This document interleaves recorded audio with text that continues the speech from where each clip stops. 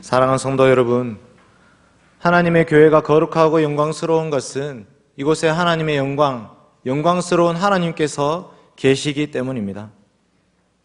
여기 아무리 큰 예배당이 있고 또 화려한 스테인드 글라스가 있고 또 금과 은으로 만든 성찬 기물들이 있고 세상에서 지위가 높은 사람들이 모여있다 할지라도 만약 여기에 거룩한 삼위 하나님의 영광이 없다면 이 교회를 어찌 거룩한 교회, 영광스러운 교회라고 할 수가 있겠습니까?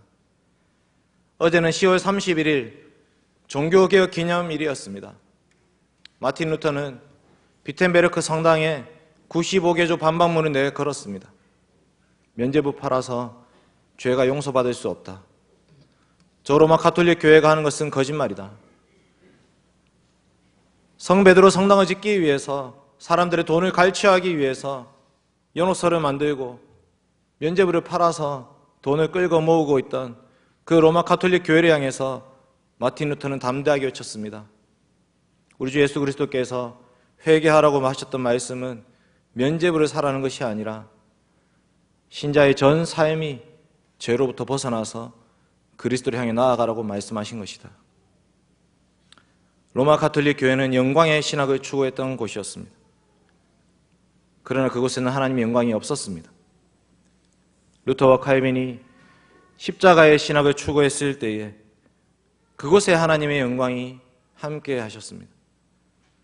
사랑하는 성도 여러분, 우리는 어떤 신학을 추구하고 있습니까? 우리는 영광의 신학을 추구하고 있습니까? 십자가의 신학을 추구하고 있습니까? 오늘 저는 본문 말씀을 통해서 이가봇이라는 제목으로 하나님 말씀 증거하겠습니다. 첫째로 영광의 신학을 추구했던 이스라엘 백성들, 둘째로 십자가의 신학을 추구한 영광의 하나님, 이 두 가지 대지로 하나님 말씀 증거하겠습니다. 오늘 말씀은 사사시대 말기의 이야기입니다. 이스라엘 백성들이 블레셋과 전투를 벌이게 되었습니다. 블레셋은 5개의 도시 국가로 이루어진 연합체입니다. 가드와 가사와 아스돗과 아스글론과 에그론, 이렇게 이 5개의 도시 국가가 해안가에 도시를 점령하고 그들의 연합체로 블레셋이라는 나라를 세웠습니다. 그들이 이스라엘과 전투를 벌이게 된 것입니다. 이스라엘 백성들이 나갔습니다. 아벡이란 그곳에서 전투를 벌였는데 4,000명이 죽었습니다. 1차 전투에서 4,000명이 죽고 이스라엘 백성들이 다시 모여서 회의를 했습니다. 4장 2절 한번 볼까요? 사무엘상 4장 2절입니다.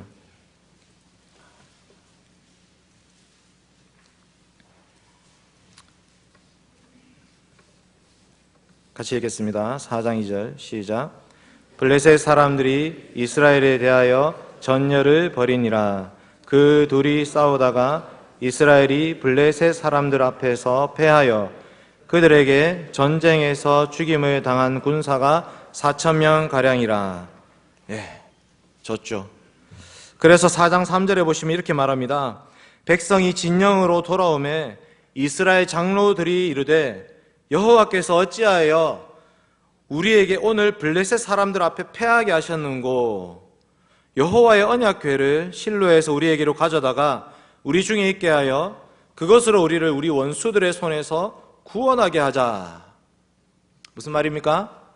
하나님, 어떻게 우리가 질 수가 있습니까? 하나님, 우리는 이스라엘 백성들입니다. 하나님의 택하신 백성들. 그러니까 우리는 싸워서 이겨야 됩니다. 저 언약궤를 가지고 와서 싸우게 합시다. 언약궤만 있으면 이길 수 있습니다. 라고 이 이스라엘 장로들이 회의를 해서 결정했습니다. 왜 이렇게 결정했습니까? 지금까지 언약궤를 앞세워서 싸움에 진 적이 한 번도 없었기 때문에. 하나님께서 이스라엘 백성들을 애굽에서 건져내시고 시내산에서 성막을 만들어라, 언약궤를 만들어라, 거기에 십계명 2돌판을 넣고 제사장을 세워라, 그 말씀을 따라서 갔을 때에 이스라엘 백성들이 패배한 적은 한 번도 없었습니다. 구름기둥과 불기둥을 따라서 언약궤가 앞서 나갑니다. 그러면 그 뒤를 이스라엘 백성들이 졸졸졸 따라갔습니다. 그렇게 그 길을 따라갔을 때에 아모리 왕 시온과 바산 왕 옥을 쳐서 물리쳤습니다. 요단강 동편의 모든 땅을 다 차지했습니다. 요단강을 건널 때도 누가 앞서갔습니까? 언약궤를 맨 제사장들이 앞서갔습니다. 요단강이 갈라졌습니다. 그 길을 건넜습니다. 여리고성 어떻게 무너뜨렸습니까? 여리고성 언약궤를 앞세워서 돌았습니다. 하나님의 언약궤를 앞세워서 하루에 한 바퀴씩 일곱째 날에 7바퀴를 돌고 소리를 쳤더니 여리고성이 무너졌던 것입니다. 이스라엘 백성들에게 언약궤라는 것은 전쟁의 승리의 상징이었습니다. 이것만 하시면 이길 수가 있다. 지금까지 한 번도 진 적이 없었다. 그래서 이번에도 언약궤를 가지고 오라고 했습니다. 언약궤는 성소의 기물입니다. 아무나 갖고 갈 수가 없습니다. 제사장들이 어깨에 메고 운반해야 되는 것입니다. 그래서 엘리의 아들인 홈리와 비나스가 언약궤를 메웠습니다. 당시에 제사장이라고 할 수 있는 사람들이 엘리 그리고 엘리의 아들 홈리와 비나스밖에 없었습니다. 그러니까 엘리는 성막을 지키고 있고 홈리와 비나스는 언약궤를 메고 전쟁터로 나갔던 것입니다. 결과는 어떻게 되었습니까? 전쟁에 대패했습니다. 3만 명가량이 죽었습니다. 블레셋 사람들도 이 언약궤에 대한 소문을 들어서 알고 있었습니다. 이스라엘에는 언약궤라는 것이 있다더라. 그리고 그 언약궤와 함께하는 여호와 하나님이란 분이 계신다더라. 그 언약궤를 앞서서 나가면 이스라엘 백성들이 전쟁에서 이겼다더라. 블레셋 사람들도 그 소문을 들어서 알고 있었습니다. 4장 7절 한번 보겠습니다. 사무엘상 4장 7절과 8절입니다. 같이 읽읍시다. 7절과 8절 시작. 블레셋 사람이 두려워하여 이르되 신이 진영에 이르렀도다 하고 또 이르되 우리에게 화로다. 전날에는 이런 일이 없었도다. 우리에게 화로다. 누가 우리를 능한 신들의 손에서 건지리요. 그들은 광야에서 여러 가지 재앙으로 애굽인을 친 신들이니라. 여러분, 이 말씀은 블레셋이 들어서 알고 있던 소문인데 정확하진 않습니다. 왜냐하면 애굽의 신들을 친 적은 없습니다. 애굽에서 나올 때는 언약궤가 없었기 때문입니다. 그런데 언약궤가 상징하는 이스라엘의 하나님 여호와에 대한 소문은 들어서 알고 있었던 것입니다. 저 신은 엄청나게 강력한 신이다. 그런데 블레셋은 거기에 굴복하지 않습니다. 오히려 용기 백배해서 사병들을 독려합니다. 일반 병사들을 독려해서 너희가 대장부가 되어라. 너희가 장군이 되어라. 너희가 장수가 되어라. 우리는 저 히브리 사람들의 종이 될 수 없으니 우리가 저들을 종으로 삼자. 자, 나가자. 3만 명이, 이스라엘 백성들 3만 명이 죽은 것입니다. 혼비백산에서 도망갔습니다. 10절과 11절. 블레셋 사람들이 쳤더니 이스라엘이 패하여 각기 장막으로 도망하였고 살육이 심히 커서 이스라엘 보병에 엎드린 자가 3만 명이었으며, 그 다음이 중요합니다. 11절 같이 읽읍시다. 11절 시작. 하나님의 궤는 빼앗겼고 엘리의 두 아들 홈리와 비나하스는 죽임을 당하였더라. 이것이 오늘 전쟁의 결말입니다. 언약궤를 블레셋에 빼앗겨 버렸습니다. 엘리의 아들 홈리와 비나하스도 죽임을 당했습니다. 하나님이 이스라엘 백성들을 제사장 나라로 삼겠다고, 내가 너희를 특별한 소유로 삼겠다고 그 시내산에서 주셨던 성막의 제일 중요한 물건인 언약궤, 그 안에 있던 십계명 두 돌판, 그것을 뺏긴 것입니다. 이스라엘 정체성이 없어진 것입니다. 그리고 세웠던 제사장 2명도 죽임을 당했습니다. 직분자가 없어집니다. 이 소식을 듣고 엘리가 어떻게 됩니까? 대제사장 엘리도 죽습니다. 의자에서 넘어져서 목이 부러져 죽었다. 이 사건의 마지막에 오늘 본문 말씀이 비느하스의 아내의 죽음이 나옵니다. 자기 시아버지도 죽고 자기 남편도 죽고 아주버님도 죽고 제사장들이 다 죽고 하나님의 언약궤가 블레셋에 빼앗겼다는 소식을 듣고 이 여인도 죽습니다. 그리고 아이를 낳죠. 그 아이의 이름을 이카보드, 하나님의 영광이 어디에 있느냐? 하나님의 영광이 이스라엘에서 떠났다라는 이름으로 이가봇이라는 이름을 짓고 끝나버립니다. 여러분, 이것이 영광의 신학의 결말입니다. 여러분, 영광의 신학이 무엇입니까? 영광의 신학이라는 것은 하나님을 나의 종처럼 부려먹는 것이 영광의 신학입니다. 나의 영광을 위해서, 내 욕심을 위해서, 내가 추구한 어떤 것을 달성하기 위해서 하나님을 이용해 먹는 것. 우리에게는 언약궤가 있다. 우리는 전쟁에서 절대로 지지 않는다. 반드시 승리할 것이다. 우리는 더 큰 나라를 세우게 될 것이다. 우리는 더 큰 업적을 이루게 될 것이다. 우리는 더 높은 곳에 올라가게 될 것이다. 우리는 더 많은 땅을 가지게 될 것이다. 여러분, 이것이 영광의 신학입니다. 사랑하는 성도 여러분, 이 전쟁에서 만약에 이겼으면 어떻게 됐겠습니까? 그때부터 이스라엘 백성들은 항상 언약궤를 내세워서 그 언약궤 들고 나가서 계속 전쟁에서 이기려고 했을 것입니다. 거기에 하나님의 영광이 어디 있습니까? 하나님께 예배드리는 자, 하나님의 말씀에 수종드는 자가 어디 있습니까? 그저 자기의 욕심을 위해서 그 하나님을 이용해 먹는 그대밖에 없는 것입니다. 중세 로마 가톨릭 교회가 그랬습니다. 십자군을 내세워서 예루살렘을 탈환하려고 했습니다. 저 이슬람 제국을 힘으로 제압하려고 했습니다. 그들은 십자가를 내세웠지만 십자가의 방식을 따르지 않았습니다. 중세 로마 가톨릭 교회는 영광의 신학을 추구하다가 망한 것입니다. 예수 믿음을 이용해서 더 큰 예배당 짓고 예수님을 내세워서 자기 지위를 더 높이려고 하고 직분을 돈으로 사고 예수 이름을 팔아서 성도들의 돈을 끌고 모았습니다. 높은 천탑을 세웠습니다. 고딩 양식이라고 하죠. 그 높은 예배당 지어놓고 스테인드 글라스로 화려하게 장식했습니다. 빛이 들어옵니다. 너무나 아름답습니다. 그 빛이 공간을 감싸게 되는 것입니다. 그레고리 찬트라는 것이 있습니다. 미성을 가진 소년, 그 소년이 천상의 목소리로 마치 하늘에서 천사가 노래를 부르듯이 노래를 부릅니다. 라틴어로, 아무도 알 수 없는 언어로 그 노래를 부르겠습니다. 예배의 자리에 앉아있는 사람들이 예배의 의미를 모르면서도 그 예배 시간에 함께하는 것만으로 천국인 것처럼 느껴지도록 그렇게 만들었습니다. 근데 하나님 거기에 계시지 않았습니다. 그곳에는 하나님의 영광이 없습니다.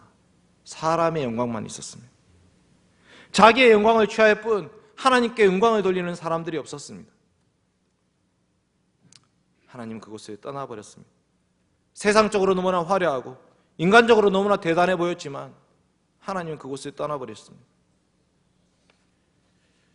두 번째, 십자가의 신학을 추구한 영광의 하나님 보겠습니다. 이 언약궤를 블레셋에 빼앗겨 버렸습니다. 블레셋이 이 전쟁에 승리했습니다. 사사기 보시면 특이한 말씀이 나옵니다. 블레셋이 우리를 관할하는도다. 블레셋이 우리를 다스리는도다 라는 말씀이 나옵니다. 삼손 시대 이야기입니다. 삼손의 시대의 시작이 뭡니까? 이스라엘 자손이 여호와 목전에 악을 행하였으므로 여호와께서 그들을 40년 동안 블레셋 사람의 손에 넘겨주시니라. 블레셋이 이스라엘을 다스렸더라. 너는 블레셋 사람이 우리를 다스리는 줄 알지 못하느냐? 언약궤를 빼앗긴 상태에서 그냥 언약궤만 빼앗아 간 것이 아니라 블레셋이 이스라엘을 속국으로 만들어버렸다는 것입니다. 이스라엘이 블레셋의 식민지가 되어버렸습니다. 그러니까 삼손은 독립군이 된 것입니다. 근데 유다 사람들은 이 삼손을 잡아다가 다시 블레셋에 갖다 바쳐버립니다. 너 지금 뭐하냐? 블레셋이 우리를 다스리고 있는데 왜 블레셋과 싸우려고 하느냐? 말이 안 되는 장면이 벌어지고 있습니다. 시편 한번 볼까요? 시편 말씀 78편입니다.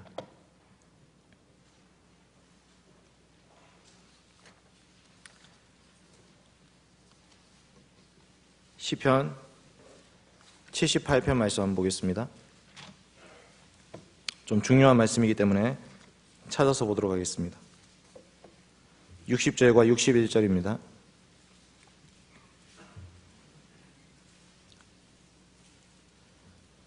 시편 78편 60절과 61절 읽겠습니다. 시작. 사람 가운데 세우신 장마 곧 실로의 성막을 떠나시고 그가 그의 능력을 포로에게 넘겨주시며 그의 영광을 대적의 손에 붙이시고. 아멘. 여러분, 이 말씀이 오늘 말씀을 해석하는 열쇠입니다. 하나님의 영광이 블레셋의 포로로 잡혀갔다. 하나님이 자기 스스로 그 능력을 포로로 넘겨주셨다. 하나님께서 실로의 성막을 떠나서 블레셋의 포로로 끌려가셨다. 언약궤를 빼앗긴 것을 가지고 하나님이 내가 내 영광을 블레셋의 포로로 끌려가게 했다라고 말씀하고 있습니다. 여러분, 이게 말이 됩니까? 하나님이 왜 블레셋에 잡혀가십니까? 누가 잘못했습니까? 하나님이 잘못하셨습니까? 이스라엘 백성들이 지금 하나님이 이용해 먹으려고 하다가 언약궤를 빼앗긴 것인데, 시편에서는 그것을 가지고 뭐라고 말씀하시냐면 내가 포로로 끌려갔구나, 내가 저 블레셋의 포로로 끌려갔구나, 내가 잡혀갔구나, 이렇게 말씀하시는 것입니다. 왜 그렇습니까? 죄는 이스라엘 백성들이 지었는데 왜 포로는 하나님이 끌려가셔야 되는 것입니까? 하나님이 이스라엘 백성들을 너무나도 사랑하시기 때문에, 하나님이 이스라엘 백성들을 너무나도 사랑하셨기 때문에 백성들 대신에 왕이 잡혀간 것입니다. 여러분, 이게 바로 십자가의 신학이라는 것입니다. 십자가의 신학, 하나님이 자기 백성들을 구원하시는 방식이 바로 십자가랍니다. 십자가는 저주와 수치와 모욕의 상징이었습니다. 반역한 자, 반란한 자를 그 십자가에 매달아 놓고 사람들이 조롱합니다. 손가락질합니다. 침뱉습니다. 어떻게 이런 방식으로 하나님 우리를 구원하시는가? 세상은 이런 것을 알 수가 없습니다. 도대체 생각할 수가 없습니다. 근데 예수님이 그 길을 걸어가셨던 것입니다. 여러분, 영광의 주 예수 그리스도께서 하늘 보좌 버리시고 낮고 천하의 땅에 내려오셨습니다. 우리가 그의 영광을 보니 아버지의 독생자의 영광이요 은혜와 진리가 충만하더라. 영광의 하나님, 영광의 주 예수 그리스도께서 이 땅에 내려오셨습니다. 마구간에 말구유에 누이셨습니다. 그 예수 그리스도께서 사람들에게 복음을 전파하셨습니다. 오병이의 기적을 베푸셨습니다. 사람들이 막 찾아왔습니다. 와, 예수님, 우리를 구원해 주십시오. 저 로마 제국을 압제를 무너뜨리시고 우리를 독립시켜 주십시오. 우리의 왕이 되어 주십시오. 예수님이 자기를 임금으로 삼으려는 줄 알고 어떻게 하셨습니까? 떠나가셨습니다. 혼자 산으로 떠나가셨습니다. 내 살을 먹고 내 피를 마셔라. 내가 가야 될 길은 십자가의 길이다. 정말로 나를 따라오려거든 내가 갔던 길을 너희도 가야 한다. 나는 섬김을 받기 위해서 온 것이 아니라 도리어 섬기기 위해서 온 것이다. 누구든지 으뜸이 되고자 하는 자는 종이 되어야 하리라. 예수님이 가셨던 길이 십자가의 길입니다. 가시면류관 쓰시고 옷 벗김을 당하시고 침뱉음을 당하시고 수치와 모욕을 홀로 다 짊어지셔서 무엇보다도 하늘 아버지로부터 버림받으셨던 그 길, 그 길이 바로 십자가의 신학, 예수 그리스도의 길이었습니다. 그 길 말고는 자기 백성들을 구원할 수 있는 길이 없었기 때문입니다. 여러분, 오늘 말씀에서 이스라엘 백성들은 자기 영광을 추구하다가 망했습니다. 그러나 예수님은 자기를 버리셨습니다. 자기를 포기하셨습니다. 우리를 위해서 자기를 내어주심으로써 그 하나님께서 영광을 받으신 것입니다. 여러분, 우리는 어떤 길을 가야 됩니까? 우리 교회는 어떤 교회를 추구하고 있습니까? 여러분은 성도로서 어떤 삶을 살려고 하고 있습니까? 예수님은 좁은 문, 좁은 길을 가셨다고 말씀합니다. 좁은 문, 좁은 길, 아무도 가지 않으려는 길입니다. 찾는 자가 적습니다. 예수님이 말씀하십니다. 이제 너희도 너희 십자가를 지고 나를 따라오너라. 자기 십자가를 지고 나를 따르지 않는 자는 내게 합당하지 않다. 여러분, 세상은 높아진 한 사람을 주목하고 있습니다. 세상의 모든 것을 가진 한 사람, 그 한 사람 바라보면서 우리도 저기를 향해서 가야 되는 거 아니냐, 이런 얘기를 합니다. 그런데 여러분, 우리는 그 한 사람의 죽음을 얼마 전에 보았습니다. 무엇이 남았습니까? 이 세상에서 모든 것을 가진 것 같은 그 한 사람의 죽음, 무엇이 남아 있습니까? 여러분, 부럽습니까? 무엇이 부럽습니까? 여기 땅을 살면서 우리 집이 한 평 더 넓어지면 하나님 영광 받으시는 것입니까? 이 땅을 살면서 우리의 차가 좀 더 좋아지면 그러면 하나님 영광을 받으시는 것입니까? 세상은 끊임없이 우리를 향해서 영광을 추구하라, 너의 영광을 취하라, 너희가 세상에서 인정받아야지 라고 말을 합니다. 그러나 주님이 말씀하십니다. 그 길은 내가 갔던 길이 아니야. 내가 갔던 길은 좁고 길이 협착하고 찾는 자가 적은 길이다.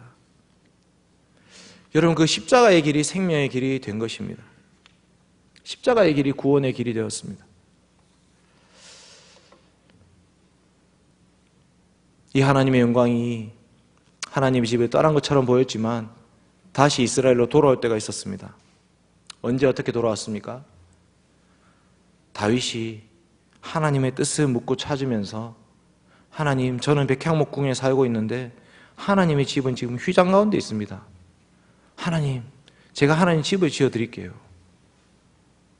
자기를 위해서 하나님이 이용해 먹는 것이 아니라 하나님의 뜻을 묻고 찾으면서 하나님께 기꺼이 순복하며 나아갔던 사람, 그 다윗을 통해서 하나님은 다시 그 집으로 돌아오셨습니다. 여러분, 이 교회는 삼위 하나님께 세우신 교회입니다. 우리 포항대흥교회 하나님이 세우신 교회입니다. 물론 초창기에 수고하고 이 교회를 위해서 헌신하고 희생했던 수많은 성도들, 믿음의 선배들이 계셨습니다. 지금 이 교회당도 또 믿음의 선배들을 통해서 또 이렇게까지 왔습니다. 그러나 교회를 세우시는 분은 하나님이십니다. 하나님이 교회를 세우시고 하나님이 교회를 위해서 자기를 내어주시는 것입니다. 우리가 만약 이 교회를 이용해서 우리의 욕심을 취하려고 한다면 그때 하나님은 교회를 떠나십니다. 여기는 더 이상 내가 있을 곳이 아니다. 그러나 정말 하나님의 영광을 바라보고 소망하면서 하나님의 뜻에 순복하면서 하나님, 어디를 가야 됩니까? 무엇을 해야 됩니까? 하나님 바라시는 삶은 무엇입니까? 라고 물으면서 주님의 길을 따라가려고 할 때에 그곳에 하나님의 영광이 함께 하시는 것입니다. 이제 우리 교회는 담임 목사 청빙을 마무리할 시점에 이르렀습니다. 어떤 목사님 오시면 좋을까요? 저 목사로서 말씀드립니다. 수많은 목사들이 있습니다. 영광의 신학을 추구하는 목사도 많습니다. 잘 살펴보셔야 됩니다. 자기의 영광을 위해서 교회를 이용해 먹는 목사들이 늘어나고 있습니다. 너무나 안타까운 일입니다. 하나님의 영광을 위해서 수종드는 목사를 부르십시오. 하나님께서 이 땅에 하나님의 교회를 세우실 때에 목사를 불러서 교회를 세우게 하시는 것이지, 목사가 자기의 영광을 위해서 교회를 이용해 먹어서는 안 될 것입니다. 우리도 마찬가지입니다. 여러분, 왜 이 교회를 다니십니까? 포항대흥교회를 다닐 이유와 목적이 무엇입니까? 나의 야망을 위해서, 나의 욕심을 위해서 교회를 이용해 먹으려 하지 마십시오. 교회는 그런 곳이 아닙니다. 예수님이 피로 값주고 사신 곳이고 너무나 귀한 곳입니다. 이 거룩한 교회, 하나님의 영광이 떠나서는 안 됩니다. 계속해서 그 하나님께서 영광의 광채를 비추어 주셔야 됩니다. 하나님 말씀을 통해서 그리스도의 십자가를 가르치셔야 됩니다. 저 세상 사람들이 모르는 비밀을 아는 자들이 이곳에 넘쳐나야 됩니다. 그곳에 주님은 함께 하십니다. 우리 교회가 이가봇이 아니라 카보드의 교회가 되기를 소망합니다. 이 카보드, 하나님의 영광이 어디 있느냐? 하나님의 영광이 떠나버렸다.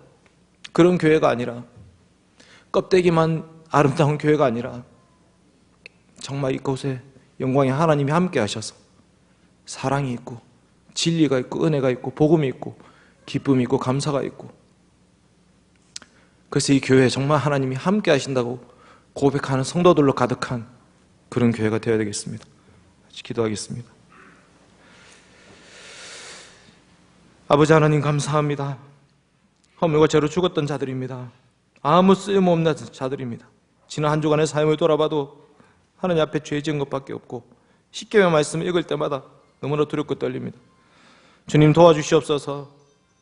그런데도 불구하고 우리를 십자가로 구원하여 주셔서 감사드립니다.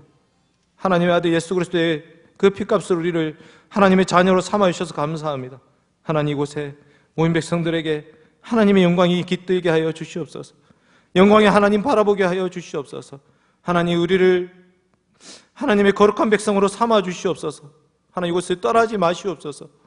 하나님, 죄 있는 자들이 하나님 우리를 위해서 하나님 이용해 먹지 않도록 도와주시옵소서. 중세 로마 가톨릭 교회가 망했던 그 길을 가지 않게 하여 주시옵소서. 예수님이 가셨던 그 빈들, 낮고 천한 자들, 세리와 창기를 찾아야 했던 예수님의 길을 저희도 따라가게 하여 주시옵소서. 그래서 우리들이 가는 곳마다 복음이 전파되게 하시고 복음이 흘러가게 하시고 오직 하나님 영광만 드러나게 하여 주시옵소서. 감사드리며 예수님의 이름으로 기도드립니다. 아멘.